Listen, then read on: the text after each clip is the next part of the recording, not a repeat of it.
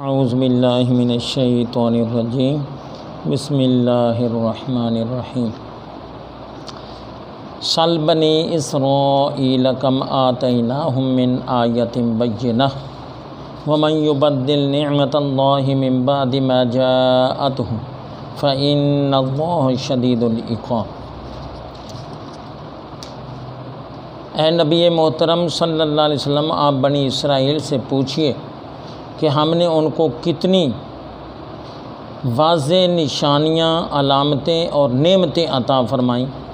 وَمَن يُبَدِّلْ نِعْمَتَ اللَّهِ مِن بَعْدِ مَا جَاءَتْهُ، اللہ کی نعمت جس کے پاس آ جائے اور اس کے بعد وہ اس کو بدل دے تو بے شک اللہ تعالیٰ سخت عذاب والا ہے۔ تلاوت کردہ آیت کریمہ میں اللہ کریم بنی اسرائیل پر ہونے والے انعامات کا ذکر فرما رہا ہے، اور ہمارے نبی علیہ السلام کو ظاہری طور پر خطاب اور مراد اس سے سب لوگوں کو کہ آپ اہل کتاب میں سے بنی اسرائیل کو یعنی یہودیوں سے پوچھیں کہ ان کو کتنی ہم نے واضح نشانیاں اور واضح نعمتیں عطا فرمائیں۔ اب اس میں جو لفظ سل آیا ہے یہ سوال سے نکلا ہے اور یہ امر ہے، سوال کریں، یہ ادب کا ترجمہ ہے، اور صحیح اس کا جو اصلی ترجمہ ہے وہ یہ ہے تو سوال کر بنی اسرائیل اولاد یعقوب سے، کم آتیناہم ہم نے ان کو کتنی عطا فرمائی ہیں، من آیت بینہ واضح نشانیاں۔ یہ جو کم ہے عربی میں دو طرح کا ہے، ایک کم خبریہ ہوتا ہے اور ایک کم استفہامیہ ہوتا ہے۔ کم خبریہ میں کثرت کا معنی ہوتا ہے، کم استفہامیہ میں سوالیہ کا معنی ہوتا ہے۔ کم خبریہ کی یہ نشانی ہے کہ اس کے بعد من آئے گا، جیسے کہ یہاں ہے کم آتیناہم من آیت بینہ، تو یہ کم خبریہ ہے۔ کتنی ہم نے ان کو واضح نشانیاں دیں، مطلب کیا ہے کہ بہت زیادہ ہم نے ان پر انعامات اور نعمتیں عطا فرمائی تھی۔ آیت بینہ یہ مرکب توصیفی ہے، آیت موصوف ہے اور بینہ صفت ہے۔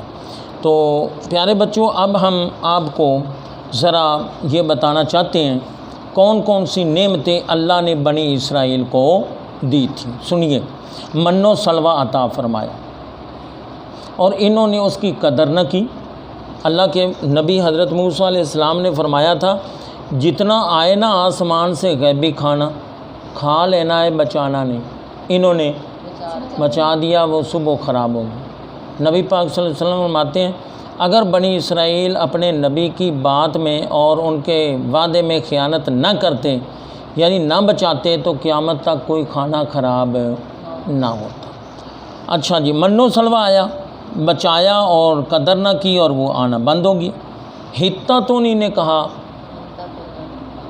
بیت المقدس جو ہے خالی ہو گیا، اس کے مین گیٹ پر داخل ہوتے ہوئے زبان سے حتتون کہنا ہے اور سجدہ کرتے ہوئے سجدہ بھی انہوں نے نہیں کیا، اور حتتون کی جگہ حنطۃ فی شعیر، حتتون کا معنی ہے بخش دے، اور حنطۃ فی شعیر ہمیں جو کے، اور انہوں نے بچڑے کی پوجا بھی کی۔ جب موسیٰ علیہ السلام تورات لینے تو اپنا طور پر گئے تھے، اللہ کریم نے ان کو ہفتے کا ایک دن دیا تھا تعظیم اور عظمت کا، وہ ہفتے میں ایک دن، وہ تھا ہفتے کا دن۔ ہفتے میں ایک دن یعنی 7 دنوں میں سے ایک دن۔ عیسائیوں کا دن اتوار، یہودیوں کا ہفتہ اور ہمارا جمعہ۔ اب مسلم شریف کی حدیث پاک سن لیں، نبی علیہ السلام نے فرمایا یہودیوں کو ہفتے کا دن ملا، عیسائیوں کو اتوار کا ملا۔ ہم دنیا میں تو بعد میں آئے ہیں مگر متبرک دن میں ان دونوں سے پہلے ہیں، جمعہ پہلے آتا ہے، ہفتہ اور اتوار اس کے بعد۔ اچھا، ہفتے کے دن مچھلی کے شکار سے ان کو منع کیا، نہ رکے، اللہ نے بندر اور خنزیر بنا دیا۔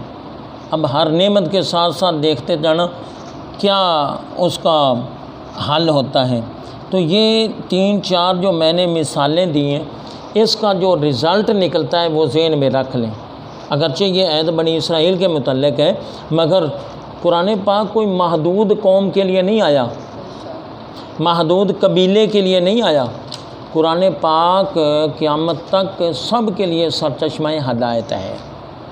اور یہ بھی بات بیٹا ذہن میں رکھ لینا کہ قرآن پاک کی تلاوت بھی ثواب ہے، سمجھنا بھی ثواب ہے، سمجھانا بھی ثواب ہے۔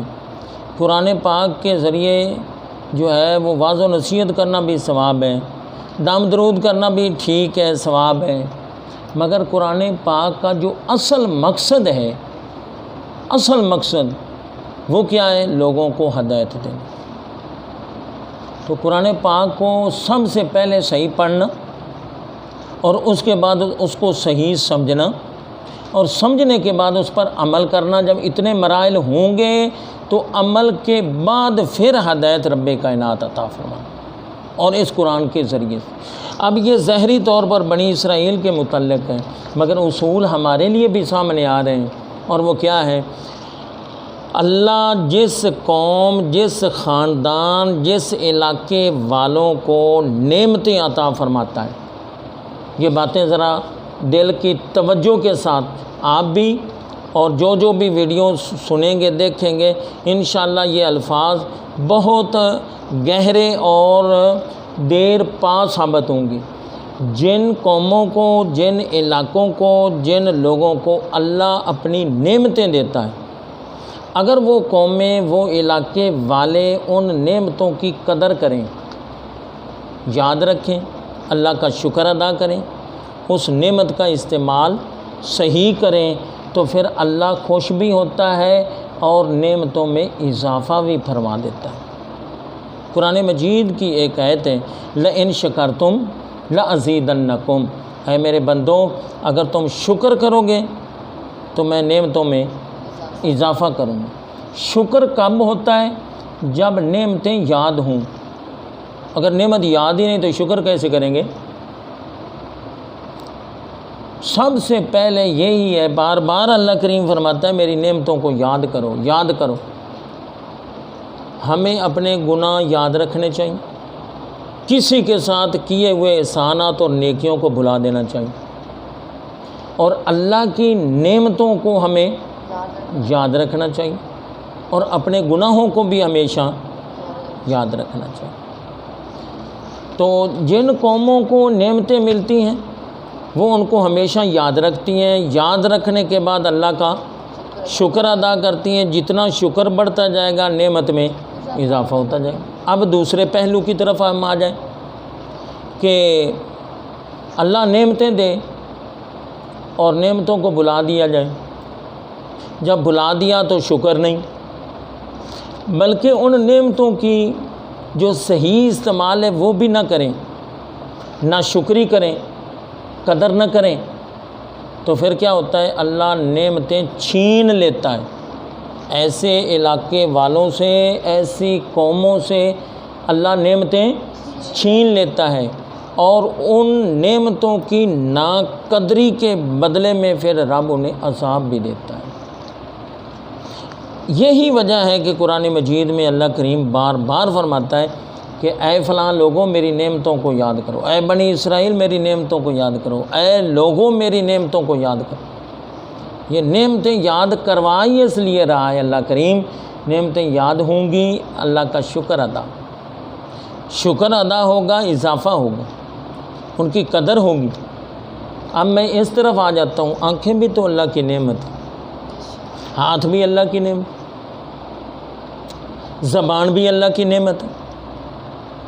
یہ صرف 2-3 بطور مثال میں نے پیش کی۔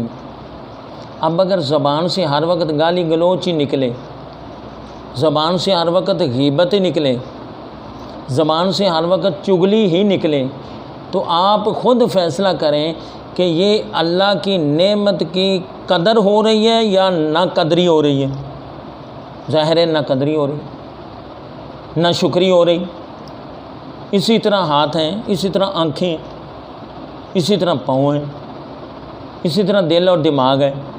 اگر ان نعمتوں سے کے بدلے ہم اللہ کا شکر بھی ادا کریں اور ان نعمتوں کا استعمال بھی ہم صحیح کریں گے تو پھر اللہ تعالیٰ ان نعمتوں میں برکتیں بھی عطا فرمائے گا، یعنی آنکھوں کو صحیح سلامت اور محفوظ رکھے گا، زبان کو صحیح سلامت اور محفوظ رکھے گا، ہاتھوں کو پاؤں کو صحیح سلامت اور محفوظ رکھے گا، ان میں قوت، طاقت اور ہمیشگی اور دوام کے ساتھ کام کرنے کی رب کائنات صلاحیت پیدا کرے۔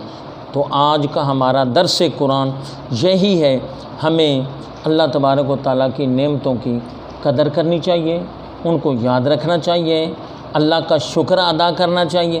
اس لیے آپ کو شاید پتہ ہو کہ ہر مسلمان کے ہر عمل، اچھے عمل اور دنیاوی یا دینی عمل کے بعد شکر کرنے کی تعلیمات ہیں۔ شکر کرنا، مثلا سو کر اٹھو، شکر ادا کرو۔ نبی علیہ السلام کیا فرماتے ہیں؟ الحمدللہ الذی احیانا بعد ما اماتنا و الیہ النشور۔ سب تعریفیں اس اللہ کے لیے، یا اللہ تیرا لاکھ لاکھ شکر ہے، مرنے کے بعد تو نے ہمیں دوبارہ زندگی عطا فرمائی، یعنی نیند کے بعد ہمیں دوبارہ زندگی عطا فرمائی۔ اسی طرح کھانے اور پینے کے بعد الحمدللہ الذی اطعمنا وسقانا وجعلنا من اگر اکیلا ہے تو الحمدللہ الذی اطعمنی وسقانی وجعلنی من المسلمین۔ یا اللہ تیرا لاکھ لاکھ شکر، تو نے ہمیں کھلایا پلایا اور ہمیں مسلمان بنایا۔ یہ کھلانا اور پلانا چھوٹی نعمتیں، چھوٹی کا پہلے ذکر ہو گیا، اور سب سے بڑی نعمت جو ہے وجعلنی من المسلمین، ہمیں مسلمان بنایا۔ تو ہر مسلمان کے ہر کام کے بدلے میں شکر ادا ہے۔ مسجد میں جاؤ دعا مانگو، مسجد سے نکلے دعا مانگو، کنگا کرو دعا، اور نہیں تو کم از کم ہر کام سے پہلے بسم اللہ الرحمن الرحیم تو ہے نا، یہ بھی شکر ہے۔ اللہ کی تعریف کرنا یہ شکر ہے، بسم اللہ الرحمن الرحیم یہ بھی ایک شکر کا انداز ہے۔ تو آج کا سبق ہمارا یہی ہے، اللہ کی نعمتوں کو یاد رکھیں اور اللہ کا شکر ادا کریں، اور نعمتوں کی قدر کرنے کی رب کائنات آپ کو اور مجھے اور سب سننے اور دیکھنے والوں کو قدر کرنے کی توفیق عطا فرمائے۔